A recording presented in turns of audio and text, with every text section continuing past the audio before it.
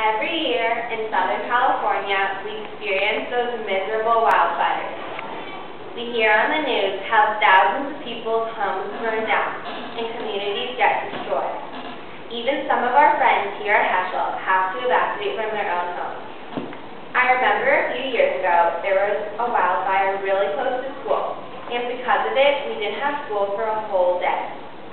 I also remember coming to school this year on a Monday morning and walking onto a carpet of ash on the ground, opening my locker to a locker full of ash, and breathing in that filthy ash floating around in the air. Wildfires can be some of the most harmful and destructive events today. However, in this week's Torah portion, fire is not anything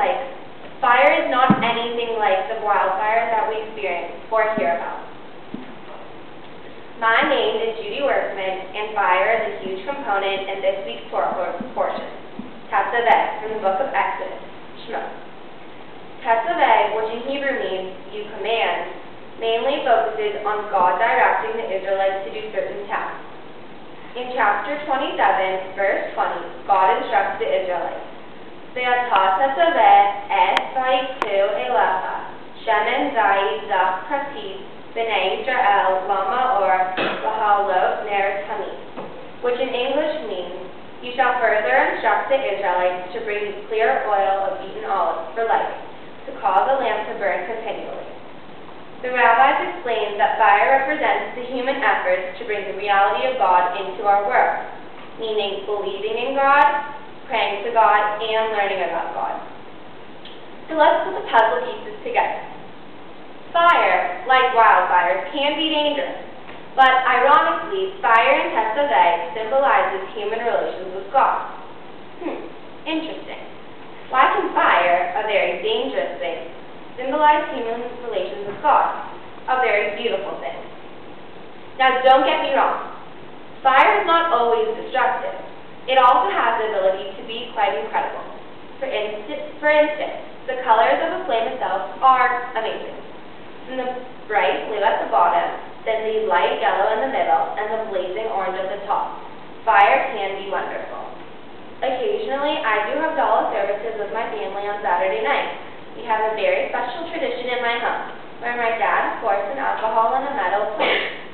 Instead of dunking the candle into the wine to conclude the service, he dips the candle onto the alcohol, and the fire spreads across the plate, and the flames shoot up. It does look pretty cool, and that's when I truly realized the beauty of fire. Now everyone, don't try that at home.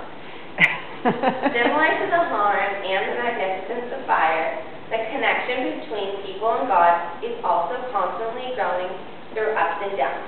For example, people questioning their belief in God, or people growing more faithful. The Ner Tamid, meaning eternal light, is also introduced in Tetzaveh. The fact that the fire lasts forever reinforces to a greater extent than before that fire symbolizes human relations with God. Also, similar to how fire gets brighter than dimmer and hotter than colder, the way people connect to God is always changing. For example, at ceremonies such as a bar mitzvah or a wedding, the connection between humans and God grows much stronger. The bond also builds up to a higher level when someone experiences a miracle or feels like God answered his or her prayer. On the other hand, the relation weakens when someone loses hope in God. The constant transformation in this parsha leaves each of us with a question for ourselves. What is my relationship with God at this moment? Thank you.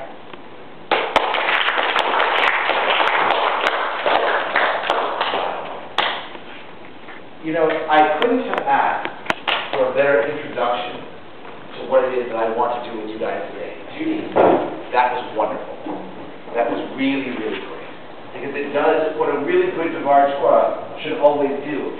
It gives us insight into the Torah portion so that we understand it better. But it also leaves us with a question so that we are able to think about what the Torah portion means to us in the end.